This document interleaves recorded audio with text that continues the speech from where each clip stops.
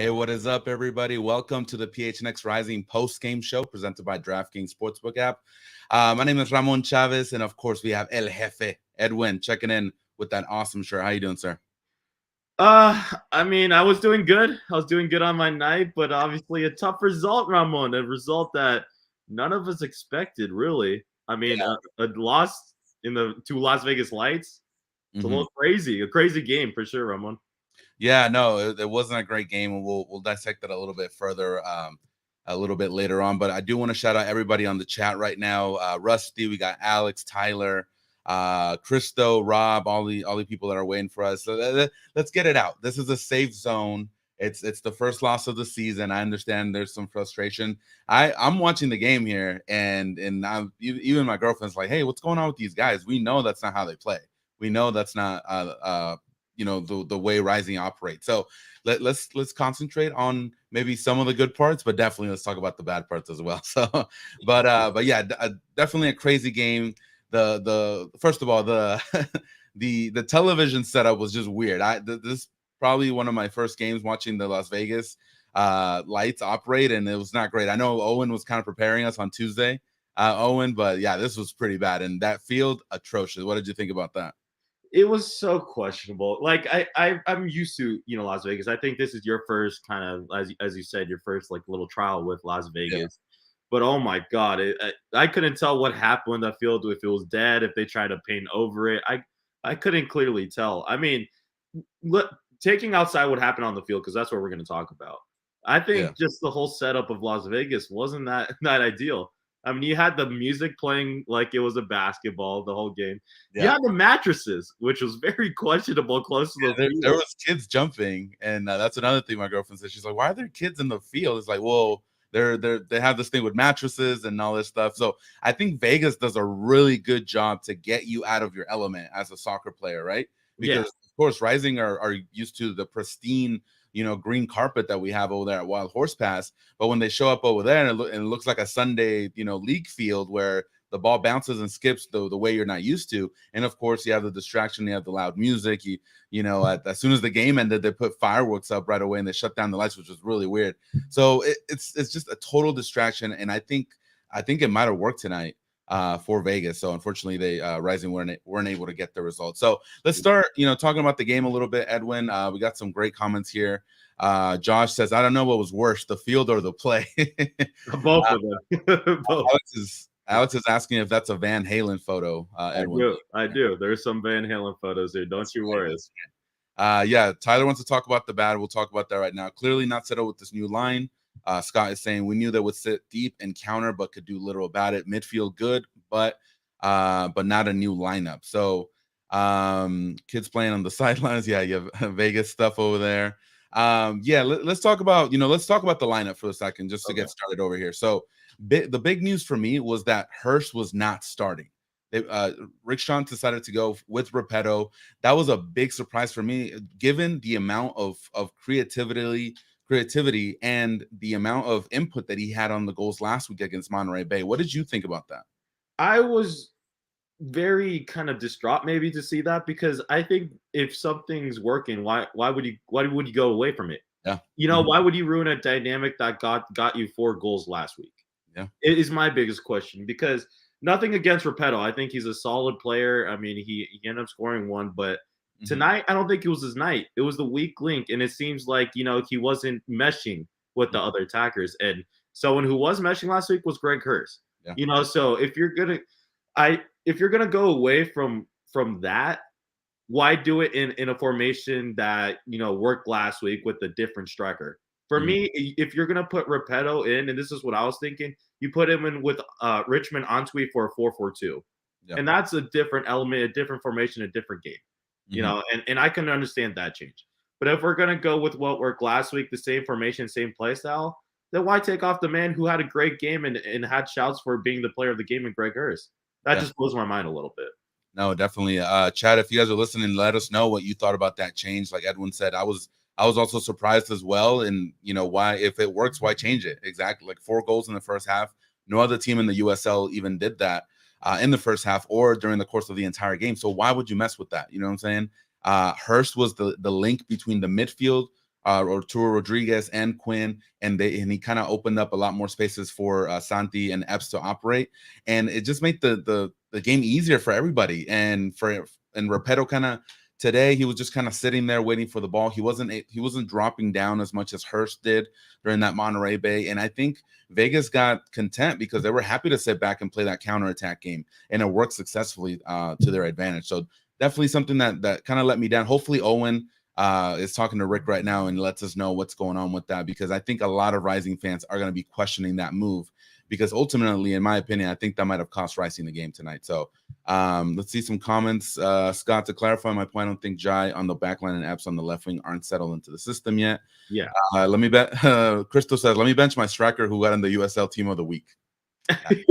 It's a little questionable. I mean, I don't know. Yeah. I don't know. Like, we didn't see this coming. Like, none of us like were tipped to us. And like you said, we have to see what Owen says, and obviously Rick's gonna have a reasoning behind it and all that.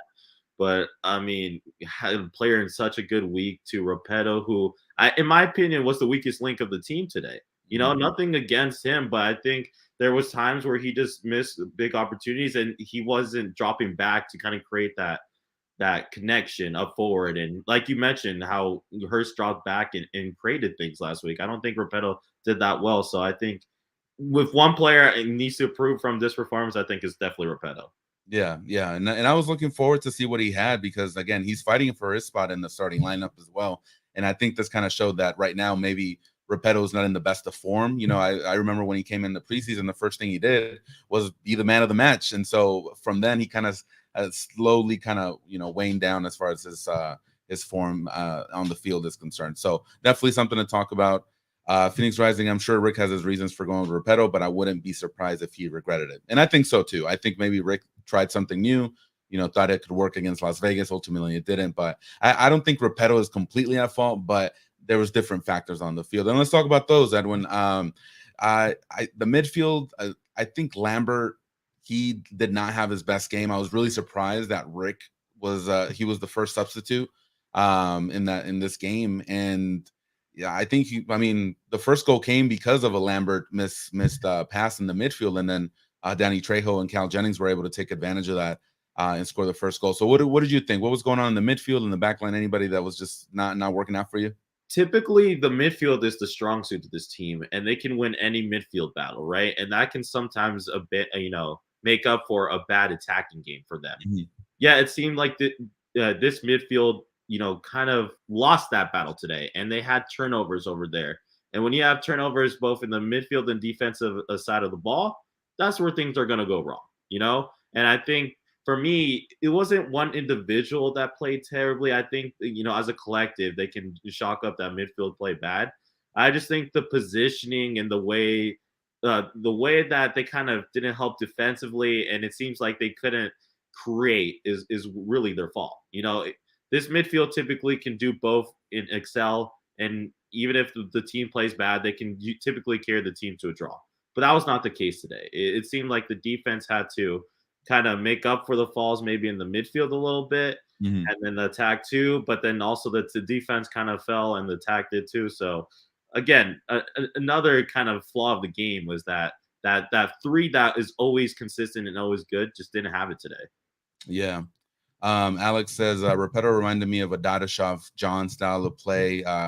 Harrison says, great point, Edwin. Alex, really good comment here. I said, I also felt Trill didn't have that type of game he had in game one. In game one, it felt like the whole offense flowed through him. Today, he was getting beat. And I saw that too. He was getting a little frustrated, especially with some of the calls from the ref.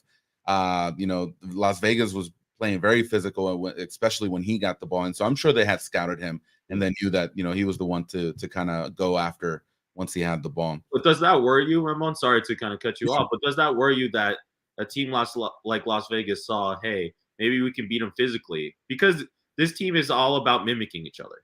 And if they see that physicality maybe be Arturo's weak point, that they're going to attack that, or do you think that was just a 1 week thing for Arturo? I mean, hopefully it's a 1 week thing, but no, I think Arturo was frustrated because he knew he can play better. He knew that based on the last game, he was able to create more chances for his teammates. And tonight, just it wasn't there. I think some of the, like Scott was saying here, Hurst may have masked some of the flaws in the game. And I think you and I, Edwin, we talked about it when those first 4 goals happened last week, where we're like, I don't know if we can really measure Rising because Monterrey's so weak in the back. So this was a perfect example of something that Rising had to overcome. And I like that it's happening early in the season. I like Yeah, that they're getting this out of the way. They're gonna go home. They know they could have beat Las Vegas. Honestly, if we really think about it, Rising had like 2 or 3 chances that were cleared right at goal by some of the Vegas defenders, and also Quinn had that free kick that hit the post. So you know things can go either way when it comes to these games, but it comes down to execution, which is what Vegas did. So going back to the Arturo question, hopefully he can have a big game. I think if he wants to move on to that next level, which we know this is a season to do it, he's going to have to overcome those when they double team him or where they go after him physically. He's going to have to go over that just to be able to not only be a better player, but ultimately become that centerpiece that Rising need him to be. So definitely something to look out. Phoenix Rising says, I know our pass percentage was good, but there were a lot of passes for nothing or to Las Vegas. A bright spot, I felt Calistri played really well on the wing, and I thought so too. We'll talk about Calistri in the second half, but yeah, Rising had a lot of the possession, 60-40 basically in the first half, but again, not a lot of chances generated. They were kind of pinging the ball around, or they would lose it, recover it really quickly, and still not really know exactly what to do. So that was something of note that I saw. I could see Santi's frustration again because he's just not getting those chances. That little half inch of space that he needs to take the shots just wasn't there. He did have a couple that kind of went wide, but I could see the frustration in the Rising attack. yeah. I think Santi just needs the first one because I think he's putting not to gas and put it out in the world. You might not be feeling this way, but it seems like the way he's playing, he's putting a lot of pressure on getting that first goal. It seems like as soon as that flows, I think he's gonna get back to that Santi we saw last season. But another point I wanted to make before I pass it back to you, Ramon, is the last year's theme was this Rising team was very different away from home than home. Mm-hmm. Are we going to see that same theme this year? Because we're coming off of last week where there was not a lot of bad things to talk about, maybe a garbage time goal and all that. And, but they seemed like incredible at home. Then they go away and they stumble. Mm-hmm. I mean, that's something you got to consider with this team. It's a little worrisome for me because I thought, maybe that was a last year theme, but it just seems to be a continued theme for this Rising team is that away from home, they can't get points. And I think they need these points early on, at least away, at least to get a draw to set you up better in the future. Because when you're a team like Rising, there's you got to be able to beat teams like Lights. There's no excuses, as the people have said it in the comments. And you're here to compete for the number one spot in the West and in the whole in the whole USL. You can't do that by not getting points away. You got to pick up some wins. You got to get some draws. And this is one of those games that fit that situation, at least for me. Now, so one thing that kind of popped into my mind as you're saying that this is something that's continuing from last season, and maybe just from the first game where the second half we saw Rising not play as great during the last 30 minutes. Is this a mentality thing? Is this something that the coaching staff needs to focus on and letting the guys know? And I know Rick Shantz is probably on these guys already, but is this something that the coaching staff needs to emphasize a lot more, saying, you know what, from the start, you guys need to, start playing and finish playing hard and finish the game with the same attitude, with the same energy, because we saw the last 10, 15, 20 minutes of the game, Rising was coming in and doing as much as they wanted, but why couldn't they do that the entire game? You know what I'm saying? Yeah. So at that point, like what's going on with that? Like, and it just makes me question if there could be a little bit more to be done on the coaching side of things when it comes to that. So yeah, not depend too much on that clutch factor because I mean they brought in who we call Clutch Calistri, and he played well off the wing, and he's a reliable guy who can fight, put you into the game and fight. But you can't be depending on that, especially against teams like the Lights. If we were talking about a game against the Rowdies, Louisville, then fair enough. Those games are hard, and I get it. Sometimes you're gonna have to fight all the way to 90. But I think quality, you should be better from the Rising side. Yeah.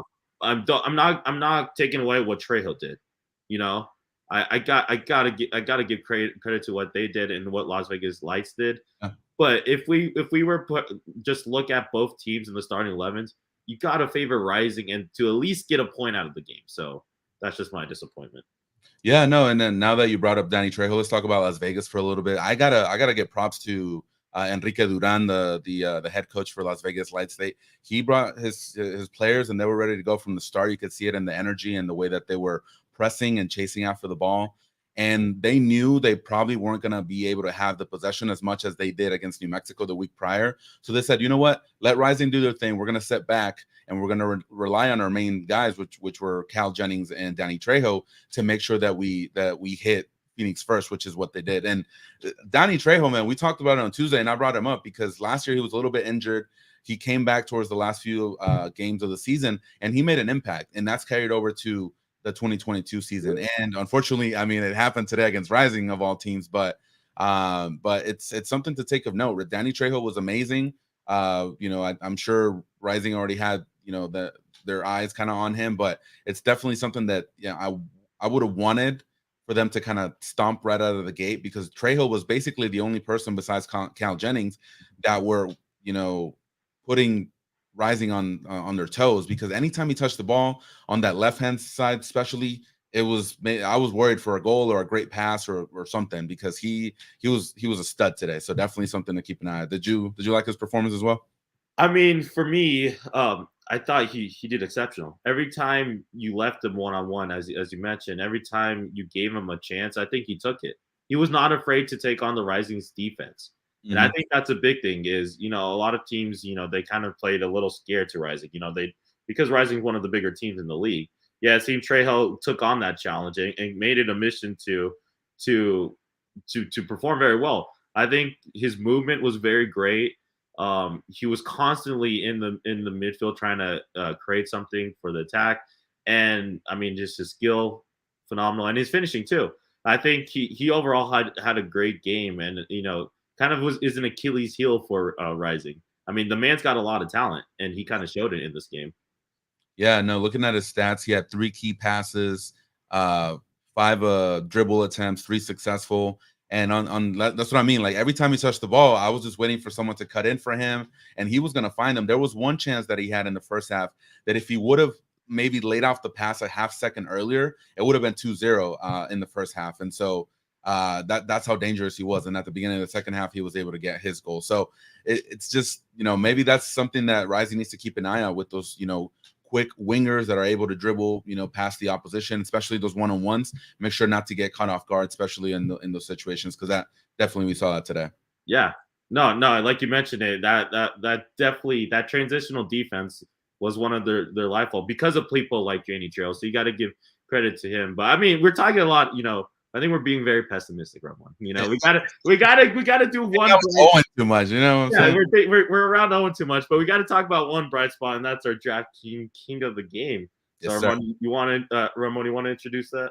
Yeah, no. Out of all the players today, I think Aiden Quinn was the one that kind of was a little bit of a bright spot for me. He's the consistency man, and we saw he almost had the goal of the night with that free kick that hit the post. So you got to put the little crown on him. Great placement there. I like that, Edwin. Good stuff right there. But yeah, he had 2 tackles and a lot of great other stuff. But let's talk about Owen, because he's over there in Las Vegas right now. Press conference. I want to hear it all, Owen. Let's bring it in, because the chat's waiting too. I mean, I think the thing you have to bear in mind is that from the off, tonight was a disaster both on and off of the field. The gimmicks, we talked about this. We talked about this on Thursday. And of course, that article that went up earlier today about how Rising were going to deal with the gimmicks. But today took things to a new level. And it took things to a level that ultimately actually resulted from sources are telling me that Rising did call the league multiple times during this game over issues that were occurring in the first half. Normally, we're used to the fact that we come to Vegas, we see stupid music, we see the llamas and all of that nonsense. Yeah. But today, things took it to a new level. Multiple times in the first half, the Lights PA announcer referring to Arturo Rodriguez using the pronoun she, which, needless to say, is not particularly appropriate, is it? Comments were made at multiple times as well. She needs to calm down. Someone needs to get her. Like it just that wasn't appropriate. PA announcer? That was the PA announcer that went Yeah. out over the PA to the crowd. A person within the Lights organization telling me that they did have a word with said PA announcer. However, I haven't been given any further comment as of this time. I have reached out. I was directed towards their owner, Brett Lashbrook, but he is yet to reply to my request for comment there. But that, of course, really putting a dampening on this game. There were other incidents. I mean, there were times where there were just noises at times when Ben Lump was going for saves. The music was being played while the ball was in play, and that's just not really acceptable. And then at the final whistle, there was a bit of a scrap. Rising players were not happy about the fact that they didn't believe that enough added time had been played.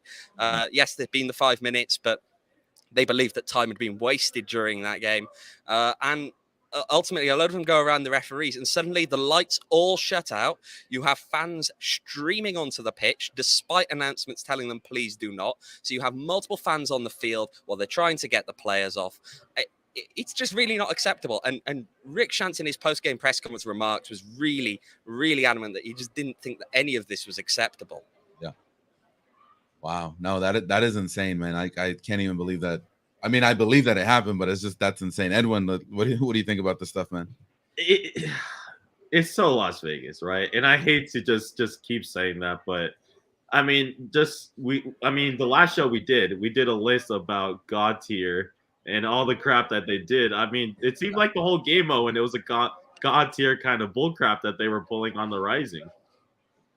Look, I mean, some of the stuff, right, is stupid. Some of the stuff is, and I mean, I haven't even mentioned the pitch yet. The playing surface here is frankly abysmal. I know that before the match, Rick told me that he'd asked for a pre-match inspection of the field. The referees went out and deemed that this field was playable, that it was safe. But clearly, that isn't what Rick Shantz believed going into this match. Look, there are things that are stupid. There are things that distract people. And there are things that just really cross a line. And I think that the remarks in the first half, as we know, the kind of misogynistic jibes in that sense just really crossed the line. And, again, I would not be surprised if we do hear that the league is involved here. The problem is, of course, the league's always involved.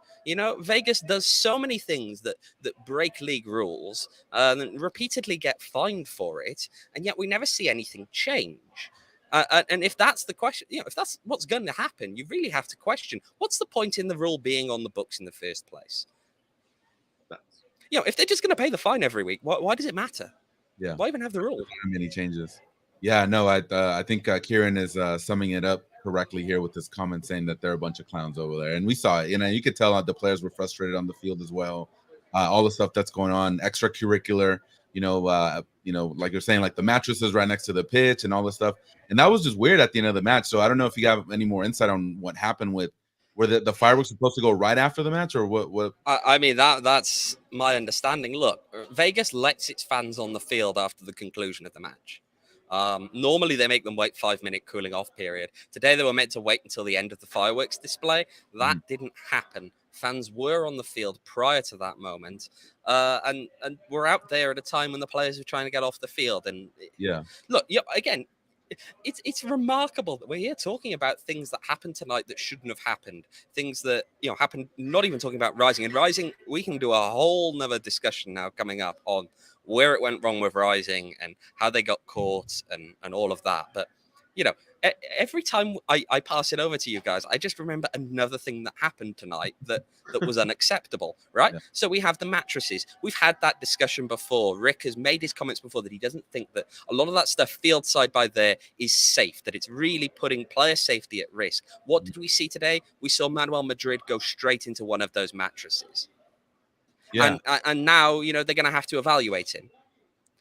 Just on that injury front, while we're at it, I'll say as well, Kev Lambert, he said that he was okay. For those of you wondering why he came off, Rick said he thought that he looked like he was laboring a bit, so they might have to look into, where he is with that and whether he has actually injured himself in some way. We'll have to see. But yeah, it's just a strange one. Hopping on this call now, and look, tonight I have been to Vegas several times before. I have seen several games up here, and I have gotten used to an extent the shenanigans, the llama on the field, the motorbike that just goes across the pitch before game kicks off, and all of that nonsense. But today just really it's just tiring, and at some point the league has to do something about this. We're at the point whereby the league's refusal to do something about this is the league's complicity in all of the nonsense that happens here. Yeah, no, and I think you're right. And just to bring it back to the lights thing, because I'm watching the stream, and I don't think the announcers even wanted to address the fact that they just turned off the lights, and now it literally Oh happened. yeah, they just shut them off. Yeah, and it happened off. exactly when the whistle blew. I saw the players complaining because, of course, they wanted that corner kick. And like, if you're saying that there were fans rushing on the field while the players are still there, now that's a security issue as well. Because you don't know what might happen. Especially you can't even see things. Especially with the lights off. How do you deal with something? When the lights go off, you have fans rushing onto the field. How do you deal with that as a safety issue? You can't. Yeah. You just can't. You had the police running on there, right? There were a handful of police officers here who ran straight over towards where the referees were. They had to put their phone, like torches and phone lights, effectively to see. That's what I was imagining. Yeah, did people just have their phone lights out just to see where they're at? It's just nonsense. Yeah. Utter nonsense. Switching a little bit, Owen, anything from the post-game press conference, anything Rick had to say about tonight's performance? So yeah, you believe they didn't quite show the mettle that they need to. They went into this game not showing the desire, the fight necessarily that he wants to see out of them.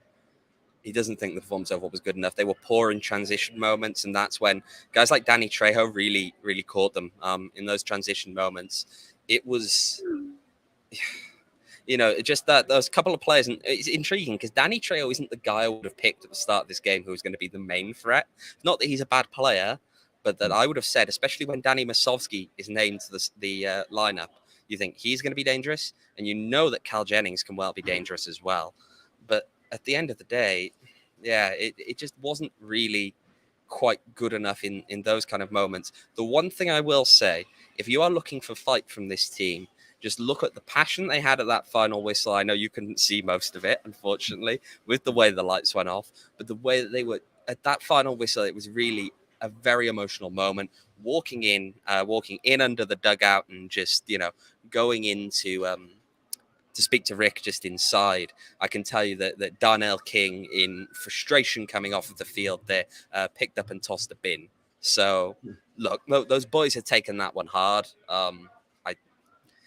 Ultimately, they need to regroup, though, and look towards next week. Yeah.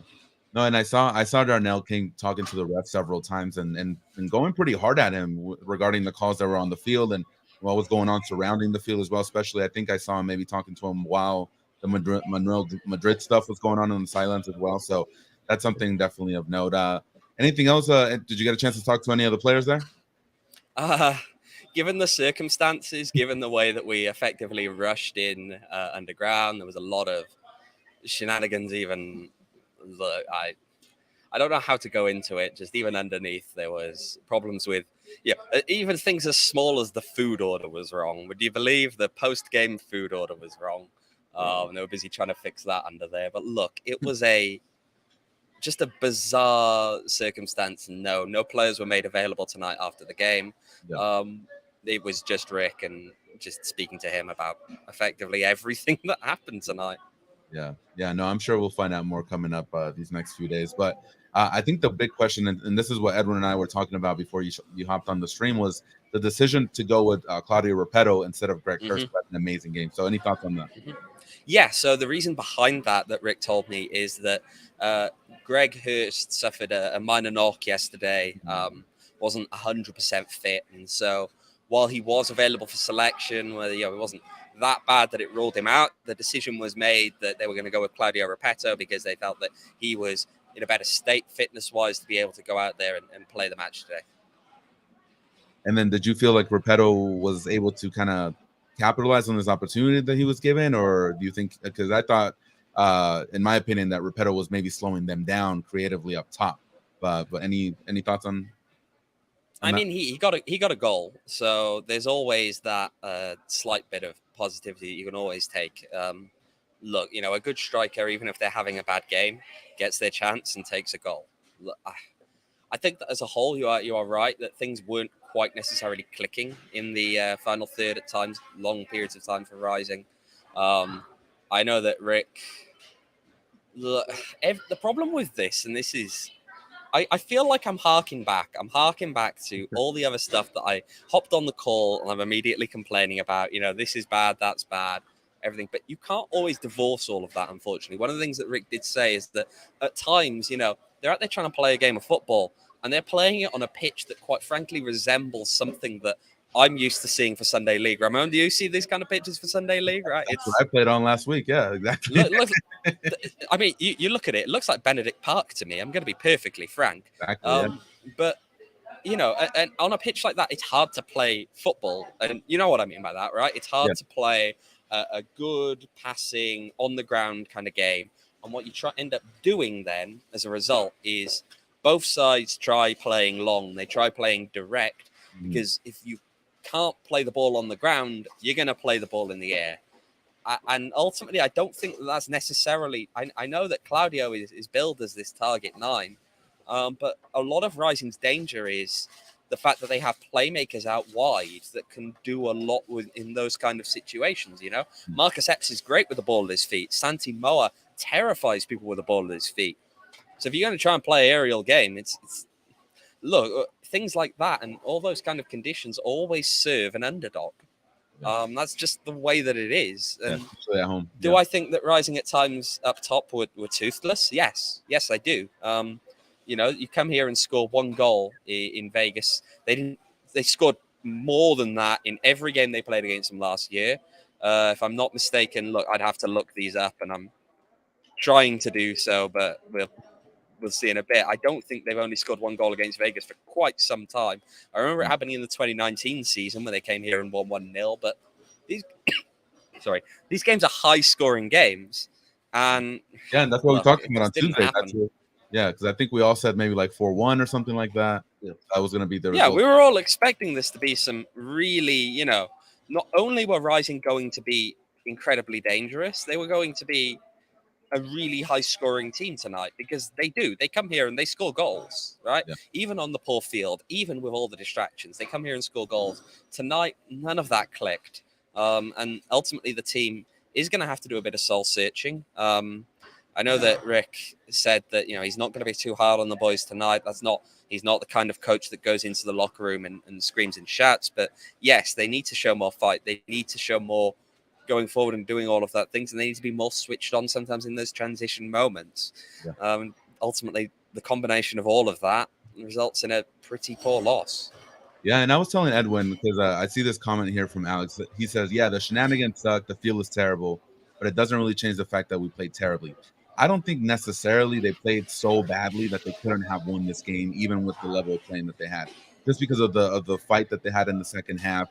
And I was telling Edwin, there was 2 or 3 times where there was like a goal clearance from Vegas that could have switched the game and changed the momentum overall. So I like, as much as I am upset about the loss, I think we should add some context to it and know that Rising will not take this lightly and come out stronger next time.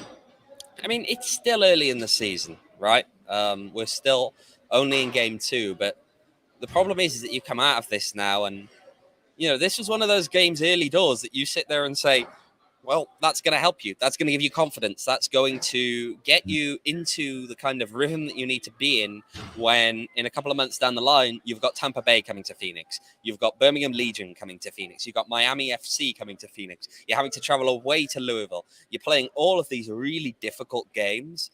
And this is the kind of game that you've got to take 3 points because, it's...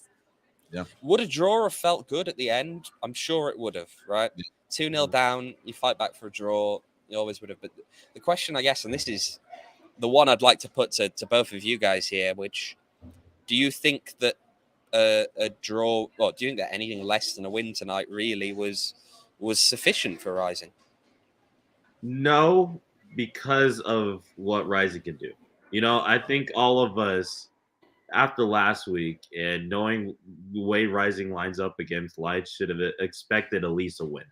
I mean, it's one thing to say if we all predicted 2-1 and all that. We predicted a 4-1 win just because talent-wise, yes, Trejo was very dangerous for them and all that. But the reason why they did so well, I think, was a mediocre to bad performance from a lot of these players. I think it takes a lot for Rising to lose that game. And to be fair, they almost got the draw. So I think that just speaks volumes that Rising should be able to come out even, with the distractions. Listen, don't get me wrong; it's very hard to play in all those circumstances and all that. And but knowing Rising, their talent, and they should be able to pull out a win. It doesn't have to be the prettiest of wins, but you take those 3 points, you move on. Because with Rising, the expectations to be on top of the West and do all that. And to do that, you got to be able to win no matter the circumstances sometimes, especially against teams that are very beatable in the lights. That's at least how I view. I don't know if Ramon feels the same way.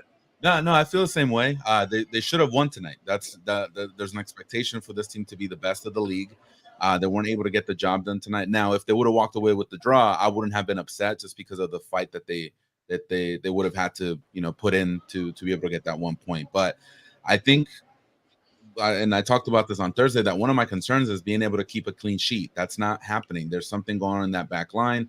It's early in the season. I understand that, but I think it's now a little bit more concerning now, especially losing to this Vegas side.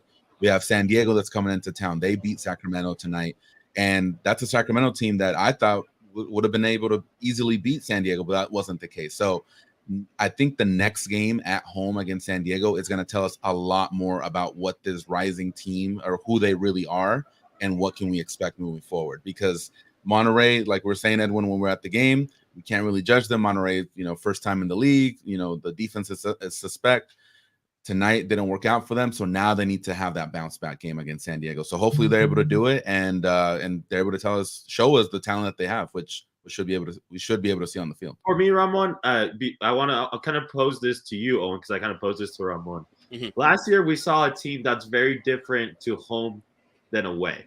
We saw a Rising team that's undefeated, can score goals easily at home, and was unbeatable. Yet away, it seems like they had a theme of they were beatable and they had their weaker performances. So for me, the next game I'm looking forward to is their next road game. So Owen, do you think that's going to be a similar theme to last year, where every time they go away from Phoenix, it seems that they're going to struggle again? That's a good question. It's a really good question. And I think the thing you have to remember is that Rising's next away game, if I'm not mistaken, is San Antonio FC away.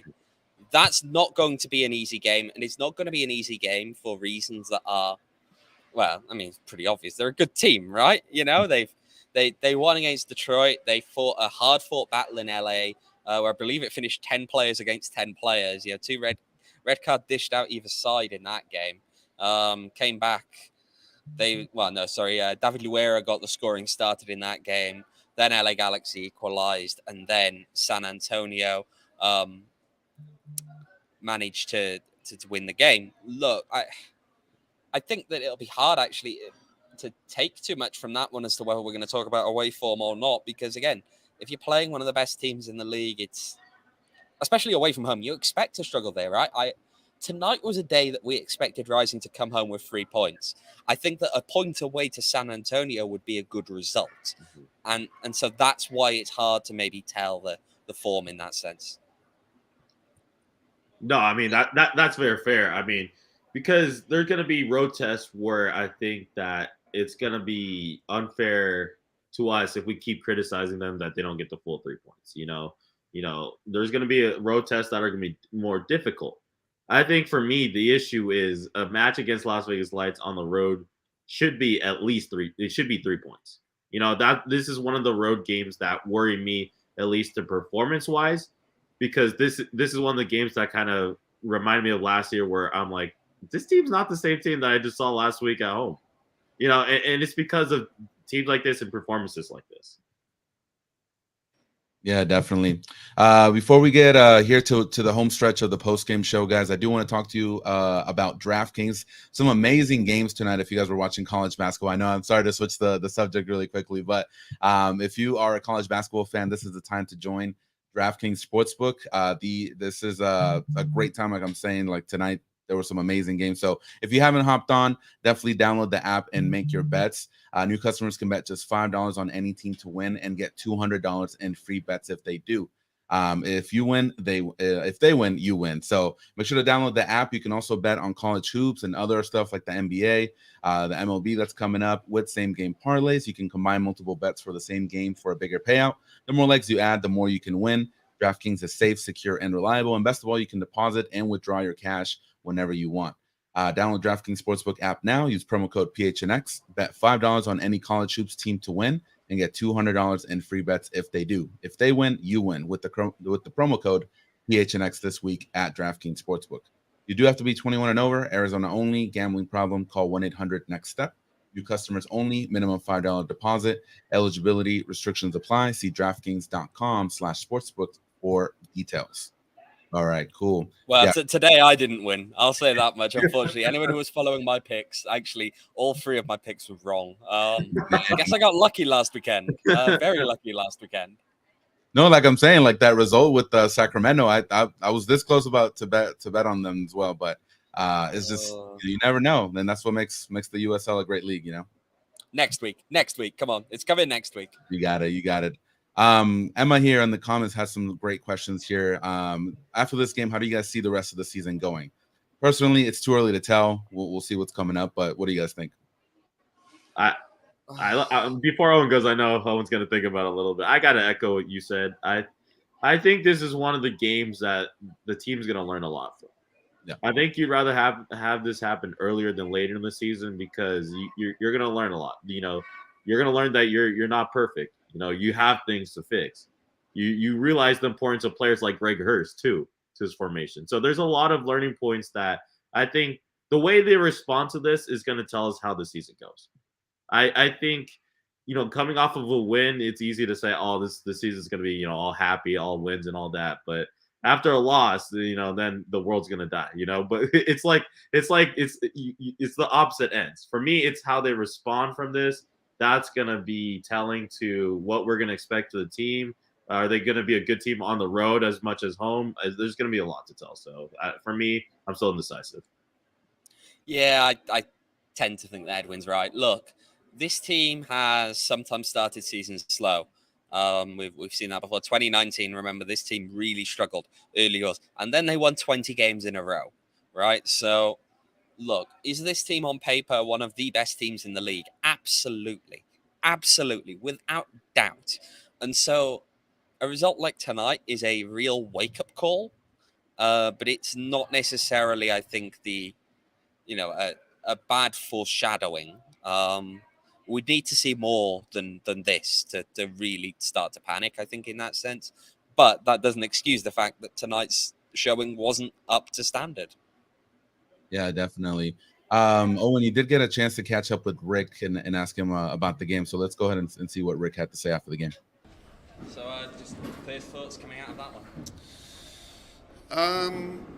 Look, I mean, they got an early goal on a transition. We told them that we told our guys to expect transition moments. That Cal Jennings, Danny Musovsky, and Danny Trejo are very fast, very athletic.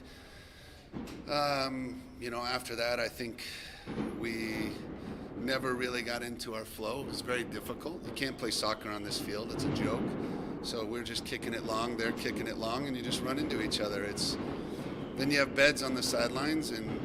A very intense game like this. Look, it sounds like sour grapes, but we lost. I think the league needs to do a serious evaluation of this organization. The way they treat the game is embarrassing. You know, the rest of it is we lost the game of soccer that was supposed to be played out there. That was the fireworks you could hear in the back. Yeah. But Owen, you weren't joking about the fact that he's describing a Benedict Sports Complex Sunday League game when it comes to the field and just kicking the ball and running into each other. It was. I mean, that field is atrocious. Like I'm staring at it now. You know, if I turn my laptop around, like you probably wouldn't see because unfortunately it's a laptop camera. But look, I feel like we've done a lot of that to death now, but just so you know, guys, there you go. You heard what Rick had to say. That was slightly better than me paraphrasing, but The one thing I took from the videos, you heard the fireworks. You saw how frustrated he was every time it came off. He Yeah. kept giving it a glance over the fireworks. I was like, oh my God. Every time the fireworks would come in, I was just like, I'm standing there, I'm holding this microphone, right? Yeah. And I'm just having to push it closer and closer into him. Like, I'm hoping that I can hear him because I tell you what, it was actually good. The video picked it up better than I was hearing him. I'm going to be honest. Like, that stuff was echoey. Ew, no. Yeah, no, not great. At But least we had lights under there. At least there were lights under there, unlike out here. they got to give us something, right? So, but no, definitely you could see the frustration and you could hear the frustration in Rick, and I'm sure him and the rest of the staff are going to be making some phone calls, to the league, because that's unacceptable, especially when you lose points and you lose in that manner. It's just not a good look for anybody. No, and I mean you are spot on. Rick will be making phone calls. He was asked what are you doing now looking ahead to the next weekend? The kind of classic, okay, how are you picking yourself up? And the thing is, I'm not even thinking about next weekend. I've got some phone calls to make. Fairly so. I mean, all that went on. There's distractions. Again, we beat it deaf. We're not going to repeat what happened, but it's just not a suitable, condition to play in. It's not for any team, so it's just unfair. Yeah, not great. But yeah, guys, just to kind of wrap things up here, what can fans like that, are definitely, feeling bad about this loss tonight, but they got San Diego coming up. San Diego plays in the middle of the week to play on Wednesday against Tulsa. So they might be, a little bit tired when they come to Wild Horse Pass. So what can you tell people and fans that are expecting a win next week? Anything that they should be looking forward to? I think that while the result was a disappointment, while the performance was a thorough disappointment, I think that the passion that was shown at the end of the game, I think that the frustration that was shown both during and at the end of the game are signs that these aren't guys who have come here and are just taking money and don't care. These guys cared about the fact that they came out here and didn't do well enough. And now the challenge is channeling that and turning that into the fight to win that they need next weekend. And look, that's the challenge, isn't it? The good news at least is the desire is there. Whether they showed it at times tonight or not, the fact that the boys were so frustrated at the end of the game just shows you that they do care, that they want to win, and that hopefully they can channel that into next week and get that win next weekend. Yeah, I kind of agree with Owen. I'm gonna, echo a little what he said, but fans should expect that this is not going to become a routine. This team is too talented, in the USL just to kind of have these performances day in, day out with the passion, as Owen said, and just the pure skills that a lot of them have. A lot of them had not their best games, and yet they were somewhat in this game. So you gotta think moving forward, they're gonna learn a lot from this game. That they're gonna, come practice time. You saw how much frustrated Rick was. Owen told us how frustrated the captain Darnell King is. If you don't think that they're gonna come out and respond very well next week, then I don't know what to tell you, because it's very clear that next week this game is going to be very intriguing. It's going to tell a lot about this team, and I'm very excited about it because I think that the whole team could use this loss as a learning point, and I'd rather them take this now early in the season than later come playoff time in an early round exit. So that's at least what I'm taking.